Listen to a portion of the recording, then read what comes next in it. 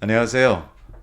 저희가 마태복음의 말씀을 공부하기 시작해서 어느새 마태복음의 마지막 절까지 저희가 함께 나눴고요. 이제 마태복음을 마치고 성경의 맨 앞에 있는 책 창세기의 말씀부터 다시 시작해 볼까 합니다. 창세기에서 가장 핵심이 되는 말씀을 나누고요. 출애굽기, 레위기, 민수기 이렇게 성경 각 책에서 핵심이 된다고 여겨지는 그런 말씀을 골라서 한 주에 한 책씩 함께 나누려고 합니다. 그래서 오늘 저희는 창세기의 말씀을 함께 살피고 은혜를 나눌 텐데요. 창세기 1장 창조의 말씀을 좀 함께 나누면서 우리 주님께서 허락하시는 귀한 또 지혜와 그리고 은혜를 나누려고 합니다. 말씀을 읽기 전에 Jill Taylor라고 하는 분을 좀 소개해드리고 싶은데요. 이분은 미국에 계신 뇌신경 해부학자시고 또 많은 분들에게 강의를 하시고 꽤 이름이 있으신 분입니다. 그 가족 중에 한 분이 정신적으로 문제가 생기시면서 그것이 동기가 돼서 이쪽 분야를 공부하시게 됐습니다. 그런데 안타깝게도 아무래도 너무 좀 무리를 하시다 보니까 뇌졸중이 와서 이분이 쓰러지셨습니다.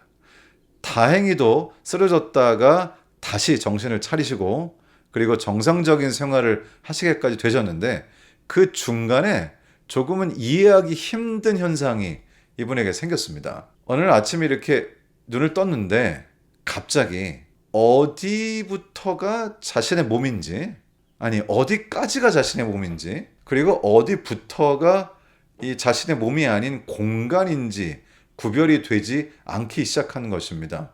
벽에 이렇게 손을 얹었는데 어디까지가 나의 손이고 어디부터가 벽인지 구분이 안 되는 것이죠. 결국 이 공간의 나눔, 이 나라고 하는 존재, 내가 어떤 존재인가, 어디까지가 나인가, 나라는 존재는 무엇인가, 이런 굉장히 본질적인 질문을 하시기 시작하면서 인간의 생명, 사람이 살아가는 이 삶, 나라고 하는 존재는 구분하고 구별하고 나누는 것으로부터 인식이 된다는 것을 깨닫게 됐고요.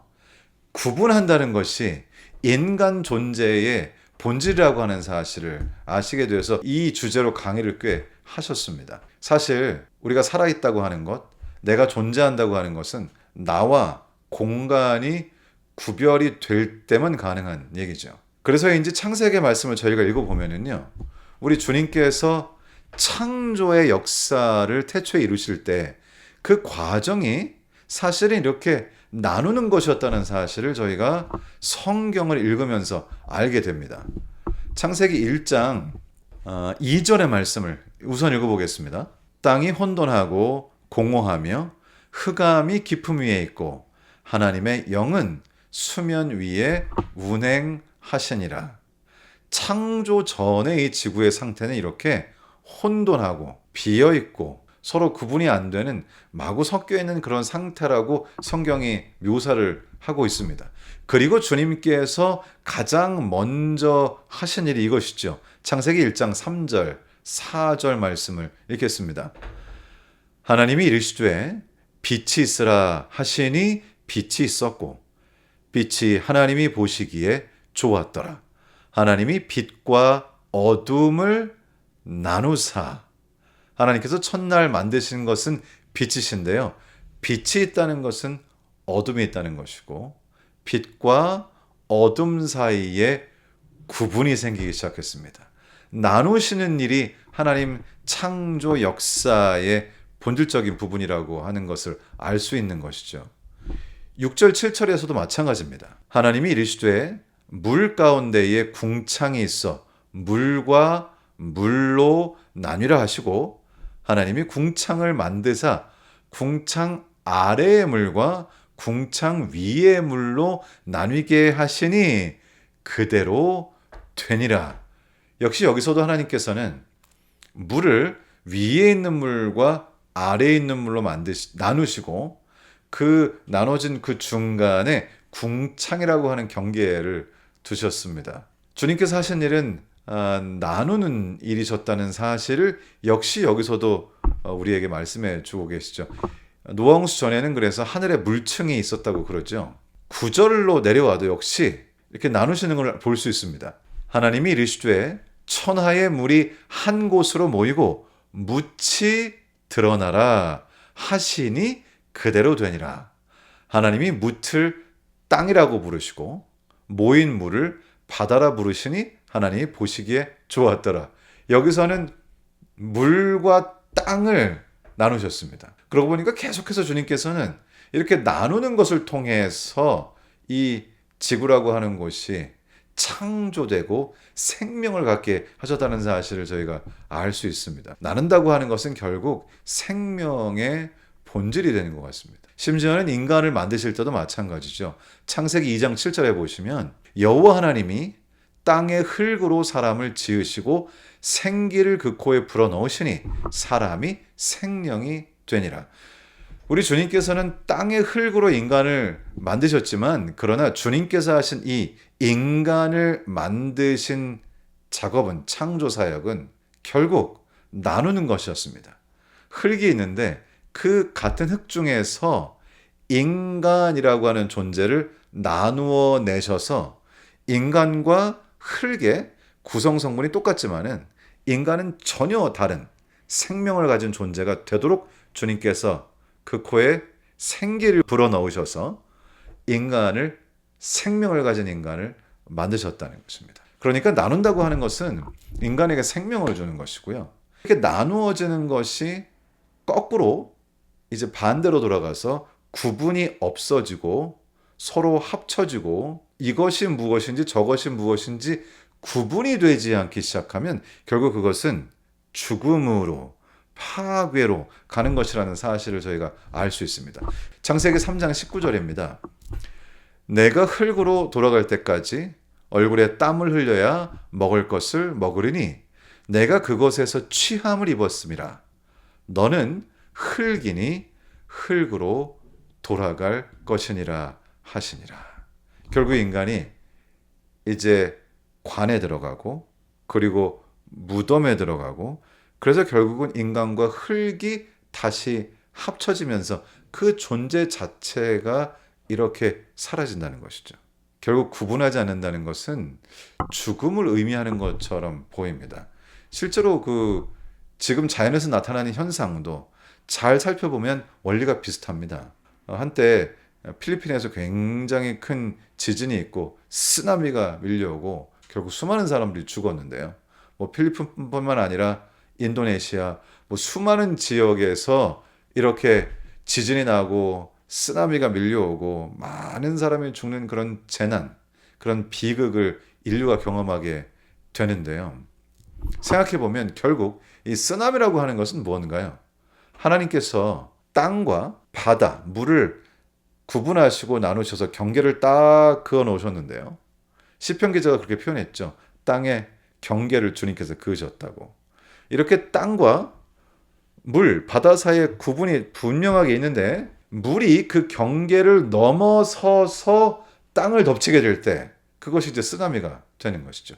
구분이 없어지는 것입니다.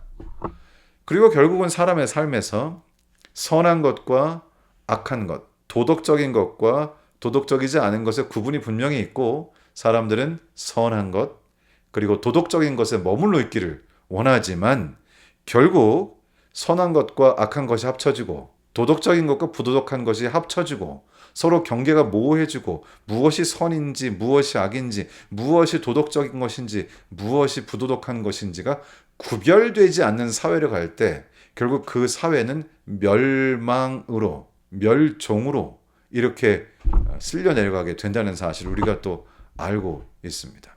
그래서 우리 주님께서는 지금 이 시대에 다시 창조의 사역을 이루고 계시죠.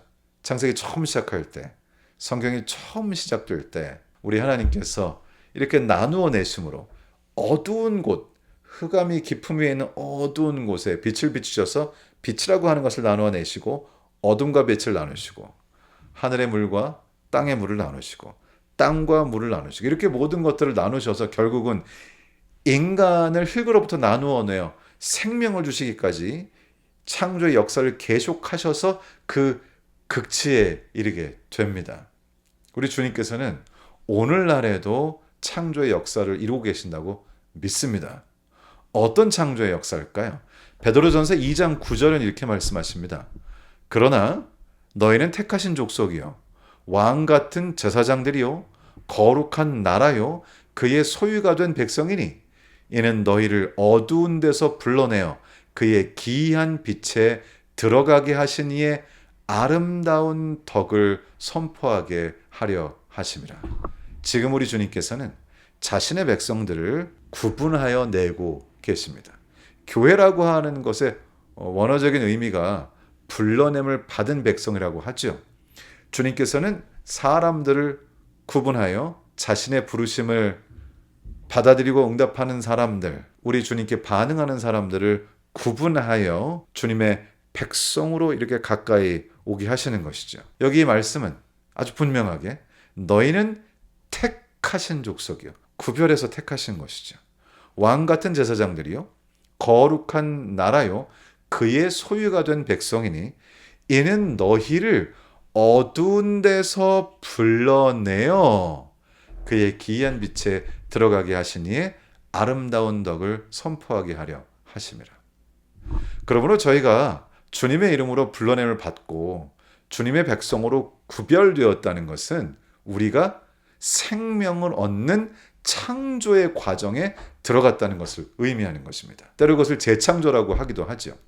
마치 이것은 고고학적 발굴을 하는 것하고 비슷합니다. 한때 사람들은 다윗이라는 왕이 정말 역사적으로 존재했는가 이렇게 의심하는 때가 과거에 있었습니다. 그러다가 고고학자들이 고고학적 발굴을 통하여 다윗의 왕궁을 발견하면서 다윗이라는 인물이 역사적인 인물이라고 하는 사실을 확인하게 됐습니다. 어떻게 하나요? 고고학적인 발굴을 할 때 겉으로 보기에는 다 똑같이 그냥 흙더미처럼 보이지만 이렇게 붓으로 살살 긁어내면 단단한 부분 그리고 그렇지 않은 부분이 구분되면서 그 속에서 뼈들이 나오기도 하고 유물이 되는 토기가 나오기도 하고 여러 종류의 것들이 나오면서 그것이 굉장히 귀중한 과거의 역사를 알려주는 보물이 되기도 하는 것입니다. 결국 우리 주님께서 하신 일도 그것이죠. 지금 온 세상이 이렇게 여러 가지 악으로 부도덕으로 죄로 덮여 있지만은 그 가운데서 이렇게 살살 주님께서 긁어내셔서 자신의 백성, 자신을 받아들이는 사람들을 찾아내시고 자신의 자녀들을 이렇게 불러내셔서 그들을 구분하신다는 것입니다. 그 구분이라고 하는 것 자체가 성경 전체 역사를 볼 때 우리에게 생명을 주시는 과정이라는 것이죠.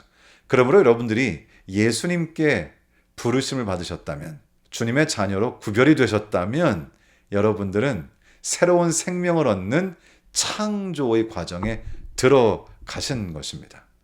이사야 43장 1절에 이렇게 말씀하십니다. 너를 지으신 이가 말씀하시느니라. 너는 두려워하지 말라. 내가 너를 구속하였고 내가 너를 지명하여 불렀나니 너는 내 것이다. 우리가 어떻게 하면 생명을 얻고 재창조되는 경험에 들어갈 수 있을까요? 어떻게 하면 혹시라도 마음적으로 죽어가던 우리가 다시 생명을 얻고 정말 살만 나는 삶을 살 수 있게 될까요? 인간의 시간이 지나면 늙고 점점 죽음에 가까워질 수밖에 없고요. 마음은 약해지고 점점 어두워지기가 쉽습니다. 그러나 우리가 예수 그리스도께로부터 부르심을 받고 그분께 나아가고 그분께서 우리를 구별하여 주시고 우리를 확실하게 다른 세상의 모든 것들로부터 구분하여 주실 때에 우리는 생명을 창조하는 창조의 역사에 들어가고 우리의 삶은 마치 처음에 아주 흑암에 쌓였던 혼돈 속에 있던 지구가 구별하고 구분하는 창조의 역사를 통해서 아름다운 생명력을 가진 지구가 되고 인류가 되었던 것처럼 우리도 이 창조의 과정에 있을 때 나를 부르신 그 부르심에 응답하고 그분을 따라 구별된 삶을 살게 될 때 우리는 새로운 재창조, 새로운 생명, 우리가 상상할 수 없었던 놀라우신 하나님의 역사를 경험하게 된다는 것입니다. 주님의 부르심에 응하셨다면 정말 잘하신 것입니다. 끝까지 예수 그리스도를 따르면서 주님께서 처음에 창세기 하신 것처럼 구별하는 일, 그것을 우리가 동참하고 구별된 삶을 사는 것을 통해서 진정한 창조, 생명력을 얻는 살만 나는 경험을 하시게 되기를 우리 주님 예수님의 귀하신 이름으로 축원합니다.